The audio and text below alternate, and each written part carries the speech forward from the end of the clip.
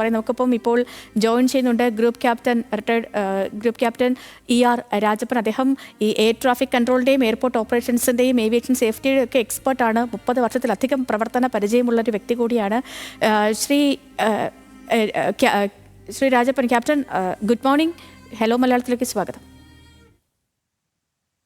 നമസ്കാരം, വളരെ നന്ദി എന്നെ വിളിച്ചതിന്. ഓക്കെ ക്യാപ്റ്റൻ, ഇപ്പോൾ ഇത് എന്താണ് സംഭവിച്ചതെന്നുള്ള കാര്യത്തിൽ ഇനിയും ഒരു വ്യക്തത വന്നിട്ടില്ല. കാരണം ഈ പറയുന്ന പോലെ റൺവേ നമ്പർ 23 നിന്ന് 1:38 ഈ വിമാനം ടേക്ക് ഓഫ് ചെയ്യുന്നു. 2 മിനിറ്റിന് ഇടവേളയിൽ തന്നെ അത് ക്രാഷ് ലാൻഡ് ചെയ്യുകയാണ്. അതിനിടയ്ക്ക് ഒരു മേഡേ സന്ദേശം വരികയാണ്. അതുമായിട്ട് റെസ്പോണ്ട് ചെയ്യാൻ ATCക്ക് കഴിഞ്ഞിട്ടില്ല.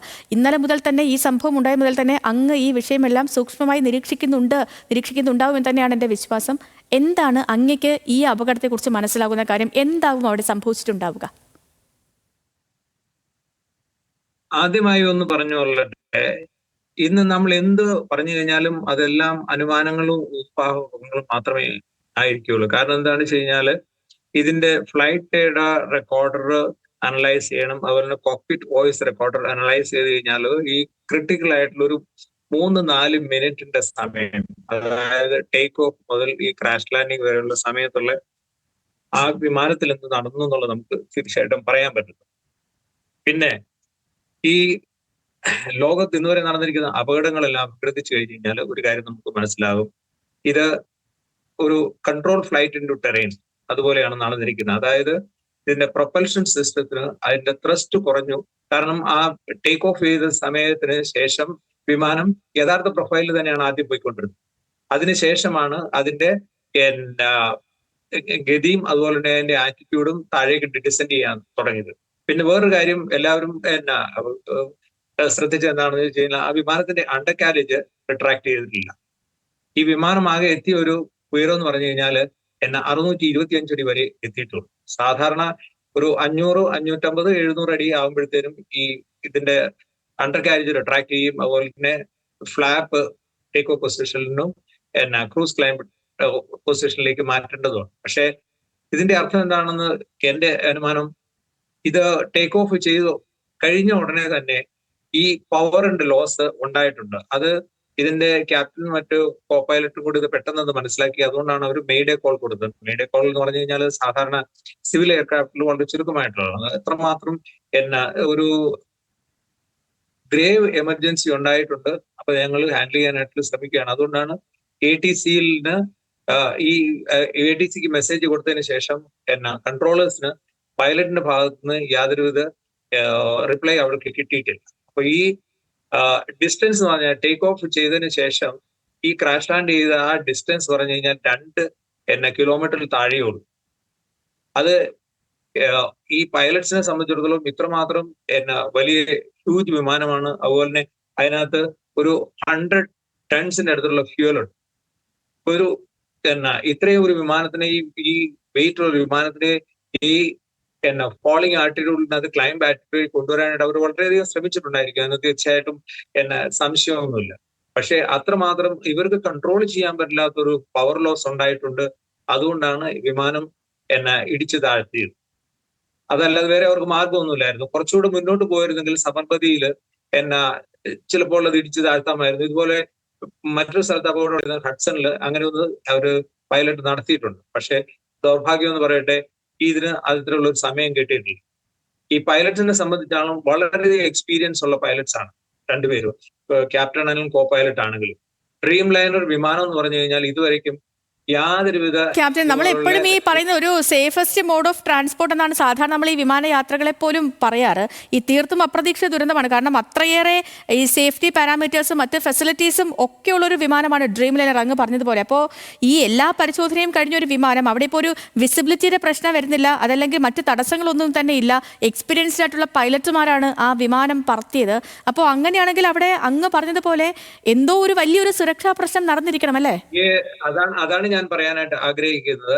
ഈ രക്ഷപ്പെട്ട ഒരാൾ മാത്രമേ ഉള്ളൂ, വിശ്വാസ് കുമാർ എന്ന് പറഞ്ഞാൽ. അദ്ദേഹം പറഞ്ഞിരിക്കുന്നത് ഈ വിമാനം ഇടിച്ചു താഴ്ത്തുന്നതിന് മുമ്പ് വലിയൊരു ശബ്ദം കേട്ടു എന്നാണ് പറയപ്പെടുന്നത്. ഈ ശബ്ദം കേട്ടു എന്ന് പറയപ്പെട്ടിട്ടുണ്ടെങ്കിൽ 2 കാരണങ്ങളുണ്ടാവും. അല്ലെങ്കിൽ ഇന്റേണൽ ഒരു എക്സ്പ്ലോഷൻ നടന്നിട്ടുണ്ടാവും, അല്ലെങ്കിൽ ഈ 2 എഞ്ചിനിലേക്കും ഈ പക്ഷികൾ കടന്നു കയറിയിട്ടുണ്ടാവാം. ഇത് പല സ്ഥലത്തും സംഭവിച്ചുള്ള കാര്യങ്ങളാണ്. ഈ ടേക്ക് ഓഫ് പാത്തിൽ പക്ഷികളുള്ളപ്പം ആ പക്ഷികൾ എഞ്ചിനിലേക്ക് ഇൻജസ്റ്റ് ചെയ്യപ്പെടുകയാണെങ്കിൽ അത് പെട്ടെന്ന് അതിന്റെ 4, 5, 6 സ്റ്റേജസ് വരെ ഈ എഞ്ചിന്റെ ബ്ലേഡുകൾ നശിപ്പിക്കാൻ സാധ്യതയുണ്ട്. അപ്പൊ അതാണ് ഈ പവർ ലോസ് എന്നുള്ള ആദ്യ ഒരു കാരണമായിട്ട് എനിക്ക് തോന്നുന്നത്. കാരണം അല്ലാതെ മറ്റു കാരണങ്ങൾ ഇത്രയും കിട്ടിയ അനുഭവത്തിന്റെ ഇൻഫർമേഷന്റെ അനുഭവത്തിൽ വെച്ച് നോക്കുമ്പോഴത്തേക്കും നമുക്കൊന്നും ഊഹിക്കാനായിട്ട് പറ്റത്തില്ല. ക്യാപ്റ്റൻ, ഇപ്പോൾ നമ്മൾ ഈ ഇൻവെസ്റ്റിഗേഷൻ നടക്കുന്ന ഒരു സംഭവമാണ്. അപ്പൊ നമ്മൾ ഈ ഏതൊരു ഫ്ലൈറ്റിന്റെയും ഏറ്റവും മോസ്റ്റ് ക്രിട്ടിക്കൽ ഫേസ് എന്ന് പറയുന്നത് അതിന്റെ ടേക്ക് ഓഫും ലാൻഡിങ്ങും ആണ് കേട്ടിട്ടുണ്ട്. ഇതിന്റെ ടേക്ക് ഓഫ് നല്ലതായിരുന്നു. അല്ല, അതിന്റെ ടേക്ക് ഓഫ് നല്ലതായിരുന്നു. പക്ഷെ അതിന്റെ അൺസ്റ്റഡി മൂവ്മെന്റ്സ് ഒക്കെ നമുക്ക് പിന്നീട് വന്ന ദൃശ്യങ്ങളിൽ നിന്നും വ്യക്തമായിരുന്നു. അപ്പോൾ ഈ അങ്ങ് പറഞ്ഞതുപോലെ അവിടെ ഈ അഹമ്മദാബാദ് വിമാനത്താവളത്തിൽ ഈ പക്ഷികളുടെ സാന്നിധ്യമൊക്കെ കൂടുതലാണ്. പക്ഷെ ഇതൊരു ഇരട്ട എഞ്ചിൻ എയർക്രാഫ്റ്റ് അല്ലെ, ഇരട്ട എഞ്ചിൻ ഫ്ലൈറ്റ് അല്ലേ? അപ്പോൾ ഒരു പക്ഷി വന്ന് ഹിറ്റ് ചെയ്യുവാണെങ്കിൽ അത് തകർന്നു പോകും.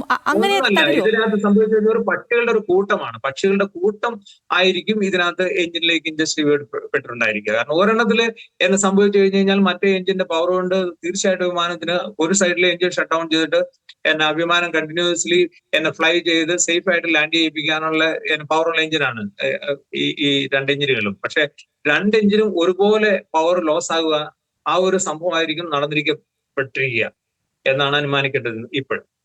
ക്യാപ്റ്റൻ, അപ്പോൾ അപ്പോഴും ഇതൊരു ഡ്യുവൽ എഞ്ചിൻ ആണല്ലോ. അപ്പോൾ അങ്ങനെ ആകുമ്പോഴത്തേനും 2 എഞ്ചിനും അറ്റ് എ ടൈം തന്നെ ഇത് മോശമാവുന്ന ഒരു കണ്ടീഷൻ. ഞാൻ പറഞ്ഞില്ലേ, ഇത് വളരെ റെയറസ്റ്റ് ഓഫ് ദ റെയർ ആണ്. കാരണം വെച്ച് കഴിഞ്ഞാൽ 2 എഞ്ചിനിലേക്ക് ഒരുപോലെ തന്നെ പക്ഷികൾ വന്ന് ഇടിക്കുകയോ അല്ലെങ്കിൽ 2 എഞ്ചിന്റെ പവർ ലോസ് ആകുക എന്ന് പറഞ്ഞു കഴിഞ്ഞാൽ ഹൈലി ഇമ്പോസിബിൾ ആണ്. പക്ഷെ അത് സംഭവിച്ചിരിക്കുന്നു. അതുകൊണ്ടാണ് ആ വിമാനത്തിന്റെ ആറ്റിറ്റ്യൂഡ് അങ്ങനെ മുകളിലേക്ക് പൊങ്ങിയതിനു ശേഷം താഴേക്ക് വന്ന് ഇടിച്ചു പോയത്. കാരണം അവർക്ക് അതിനുള്ള റിയാക്ഷൻ ടൈം മറ്റൊന്നും പവർ റിവൈവ് ചെയ്യാനോ ഒന്നും അവർക്ക് കിട്ടിയിട്ടില്ല. കാരണം ഓരോ പൈലറ്റ് ഇത്രമാത്രം എക്സ്പീരിയൻസ് ഉള്ളവരാണ്. അപ്പൊ അവരുടെ കംപ്ലീറ്റ് എക്സ്പീരിയൻസ് ഇങ്ങനെയുള്ള എമർജൻസി സിറ്റുവേഷനിൽ അവര് ഗ്യാദർ ചെയ്തിട്ട് ആ എമർജൻസിയെ ഹാൻഡിൽ ചെയ്യാനായിട്ട് ശ്രമിക്കുകയാണ്. ഈ പൈലറ്റും അത് ചെയ്തിട്ടുണ്ട്, പൈലറ്റ്സും ചെയ്തിട്ടുണ്ടായിരിക്കുന്നത് വളരെ സുനിശ്ചിതമായിട്ട് നമുക്ക് പറയാൻ സാധിക്കും. പക്ഷെ അവരുടെ എക്സ്പീരിയൻസ് ലെവലിലും ഇത് കൺട്രോൾ ചെയ്യാൻ പറ്റിയിട്ടില്ല. അതുകൊണ്ടാണ് ഈ ദാരുണമായ അപകടം ഉണ്ടായിട്ടുള്ളത്. അപ്പം aircraft investigation, accident investigation board, അതുപോലെ തന്നെ മൾട്ടിനാഷണൽ ഇൻവെസ്റ്റിഗേഷൻ ഏജൻസീസ് എല്ലാവരും ഇത് അന്വേഷിക്കുന്നതായിരിക്കും. നമ്മൾ കുറച്ചുകൂടെ സമയം നമ്മൾ കാത്തിരിക്കേണ്ടി വരും. കാരണം ഈ ഫ്ലൈറ്റ് ഡേറ്റ റെക്കോർഡർ അതിനകത്ത് വളരെയധികം ആയിരക്കണക്കിന് പാരാമീറ്റേഴ്സ് ചെക്ക് ചെയ്താൽ മാത്രമേ അതിന്റെ കംപ്ലീറ്റ് ഫ്ലൈറ്റ് പ്രൊഫൈൽ നമുക്ക് റീകൺസ്ട്രക്ട് ചെയ്യാനായിട്ട് പറ്റുള്ളൂ. അതുപോലെ തന്നെ കോക്പിറ്റ് വോയിസ് റെക്കോർഡർ നമ്മൾ അനലൈസ് ചെയ്ത് കഴിയുമ്പോഴത്തേനും അവര് പൈലറ്റും കോ പൈലറ്റും അതുപോലെ തന്നെ ATC ആയിട്ടുള്ള സംഭാഷണങ്ങൾ അതിൽ നിന്ന് മനസ്സിലാക്കാൻ പറ്റും. പക്ഷെ ഇതിനകത്ത് ഒരു മെയ്ഡേ കോൾ കൊടുത്തു, അതിനുശേഷം പിന്നീട് ATCക്ക് റെസ്പോണ്ട് ചെയ്യാൻ പോലും പൈലറ്റ്സിന് സമയം കിട്ടിയില്ല. കാരണം 2 മിനിറ്റിനുള്ളിൽ സംഭവങ്ങളെല്ലാം നടന്നിരിക്കും. യെസ്, വളരെയധികം നന്ദി ക്യാപ്റ്റൻ. നമുക്കിപ്പം ജോയിൻ ചെയ്തതിന് വളരെയധികം നന്ദി.